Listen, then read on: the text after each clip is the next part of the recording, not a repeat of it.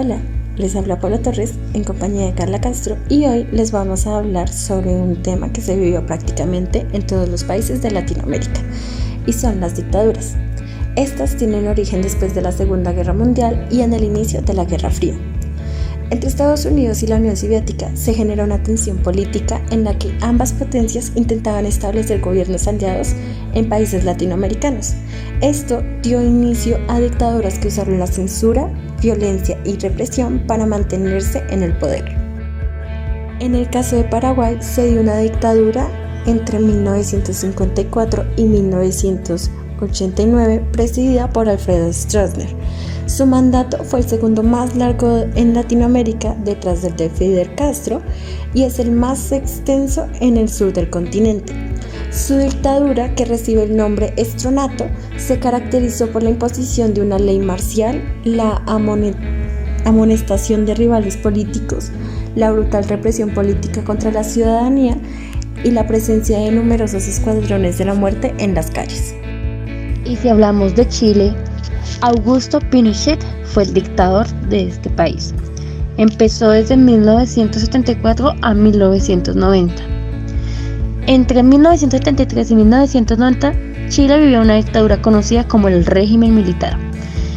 El líder de esa dictadura fue Augusto Pinochet, después de liderar un movimiento para derrocar hasta entonces presidente Salvador Allende.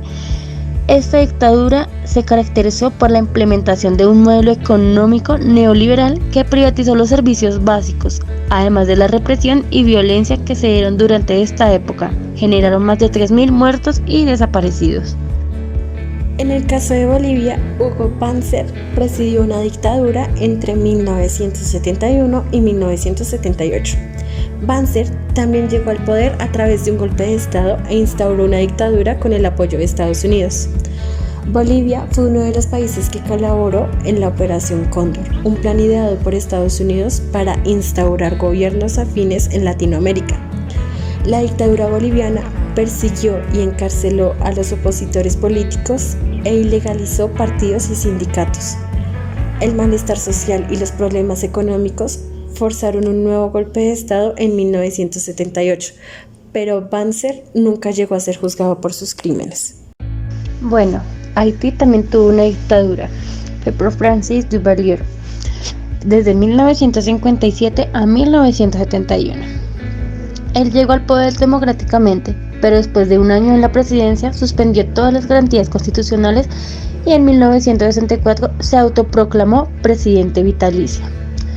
Duvalier, durante su presidencia, mandó a perseguir y asesinar a sus opositores políticos. Esta dictadura dejó más de 30.000 personas muertas. Para 1971, el año en el que murió, Haití era el país más pobre de América Latina. En el caso de Argentina, se vivió una dictadura entre 1976 y 1981, presidida por Juan Rafael Videla. Este lideró la junta militar que gobernó a Argentina durante la dictadura denominada Proceso de Reorganización Nacional. Esta época es recordada por las miles de desapariciones forzadas, asesinatos de civiles y la quema de libros en la recordada Operación Claridad, una purga de opositores en toda el área cultural. Cuando se restauró la democracia en 1983, Videla fue condenado por sus crímenes en contra de la humanidad. Continuamos con Panamá, quien el dictador fue Manuel Antonio Noriega, de 1983 a 1989. Noriega fue un temido dictador panameño, muy valorado agente de la CIA que cayó en desgracia después de ser acusado de narcotráfico y derrocado por una invasión de Estados Unidos. El otrora hombre fuerte de Panamá sumió a su país en una grave crisis económica, política y social durante sus 6 años de mandato. Otro país que sufrió de dictadura fue Nicaragua, con la familia Somoza de 1934 a 1979. Entre 1937 y 1979, Nicaragua fue gobernada por 3 miembros de la familia Somoza: Anastasio Somoza, su hijo mayor Luis Somoza y su hijo menor Luis Somoza. Los 3 gobernaron siguiendo los intereses de Estados Unidos y eliminaron cualquier oposición a través de la Guardia Nacional, un cuerpo militar armado por el gobierno estadounidense. Durante 40 años, los Somoza sometieron a la población y amasaron una gran fortuna familiar.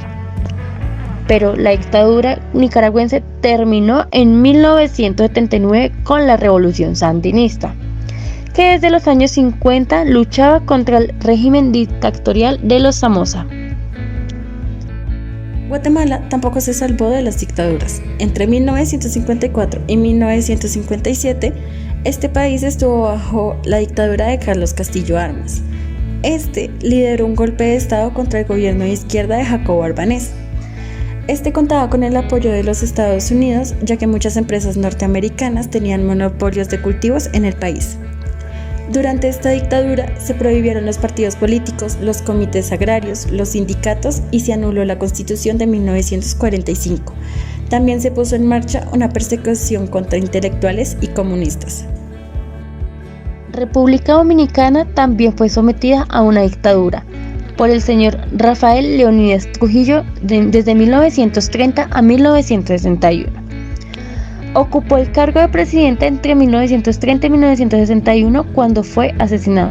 Gobernó durante 31 años de forma represiva, eliminó los derechos civiles y cometió múltiples violaciones de derechos humanos. Trujillo impuso un sistema de partido único y tomó el mando del ejército para evitar cualquier sublevación.